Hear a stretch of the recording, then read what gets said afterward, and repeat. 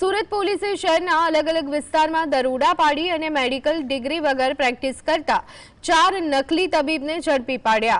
આરોપી fake doctor medical degree વિના એલોપેથીના practice કરતા હતા। આરોપી ઉપર લોકોના આરોગ્ય અને જીવ સાથે ચેડા કરવાનો આરોપ છે। બોગસ તબીબ અજય વિશ્વાસ, પરિમલ સરકાર, પાર્થ દેવનાથ અને સિદ્ધાર્થ દેવનાથની ધરપકડ કરવામાં આવી છે।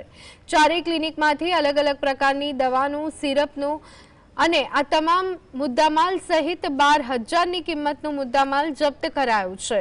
આરોપીઓ અગાઉ અલગ અલગ દવાખાનાઓમાં પટાવાળાની નોકરી કરતા હતા। પોતાને અલગ અલગ દવાઓનો અનુભવ આવતા પોતે ક્લિનિક ખોલી અને તબીબ બની બેઠા। પોલીસે આ મુદ્દે ગુનો દાખલ કરી વધુ તપાસ હાથ ધરી હતી। સારો ડોક્ટરો પાસે 12,994 રૂપિયા જેટલી દવાઓ પણ મળી છે।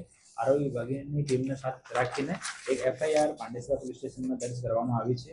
આમાંથી 2 ડોક્ટર છે, પાર્થ કાલીપત દેવનાથ અને સિદ્ધાર્થ કાલીપત દેવનાથ। આનો જૂનો ઇતિહાસ પણ છે। એક પહેલા પાંડેસરા પોલીસ સ્ટેશનમાં એક રસેશ ગુજરાતી કરીને આરોપી હતો, જો બોગસ ડિગ્રી માંગતો હતો। રસેશ પાસેથી ડિગ્રી લઈને બંને પ્રેક્ટિસ કરતા હતા। એ ગુનામાં બી એ બંને આરોપી છે અને આ બંને ઉપર બીજો ગુના દાખલ થયો છે અને ફર્ધર આગળની ઇન્વેસ્ટિગેશન અને કાર્યવાહી ચાલુ છે।